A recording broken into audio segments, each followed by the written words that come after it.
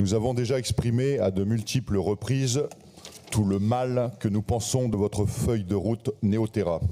Alors qu'un quart des exploitations agricoles en Nouvelle-Aquitaine ont disparu ces 10 dernières années et qu'un agriculteur se suicide en moyenne tous les jours, l'urgence n'est pas climatique, mais économique et sociale.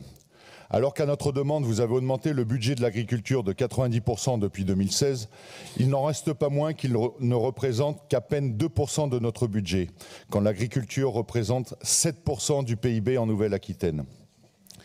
Alors que l'agriculture est en train de s'effondrer dans notre région, il est urgent que la région fasse des économies sur toutes les mauvaises dépenses que nous cessons de dénoncer et les réorienter vers l'agriculture qui doit être une priorité majeure de notre Assemblée. La Nouvelle-Aquitaine ne peut plus se contenter des circuits courts, qui n'ont jamais été à la hauteur des enjeux. Contrairement à la politique de l'Union européenne que vous soutenez, il faut instaurer d'urgence le localisme, c'est-à-dire ce choc de la proximité qui consiste à inverser le coût de la distance et à prioriser partout et tout le temps la priorité au local. Par ailleurs, la région doit être à la manœuvre pour réinstaller en Nouvelle-Aquitaine des productions délocalisées comme les fruits et légumes. Il faut valoriser l'identité agricole régionale. Vous n'en parlez jamais parce que l'identité vous fait peur. Mais la région Nouvelle-Aquitaine a une réelle et authentique culture gastronomique et agricole enviée par le monde entier et qu'il faut promouvoir sans cesse.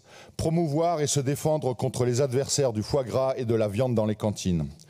Nous vous demandons un choc de simplification des démarches administratives entre les aides intercommunales, départementale, régionale, nationale et européenne, le petit agriculteur s'y perd et se décourage.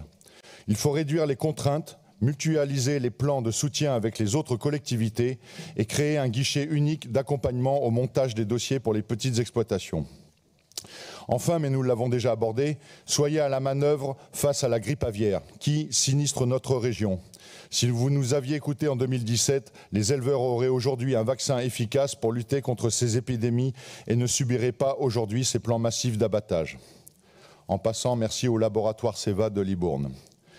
Pour finir, nous souhaitons qu'avec votre politique de Néoterra, dans les champs de nos agriculteurs français ne subsiste pas uniquement de la rocaille, avec un O, je précise pour Madame Forgeneuf, mais que nos agriculteurs vivent de leur production. Je vous remercie.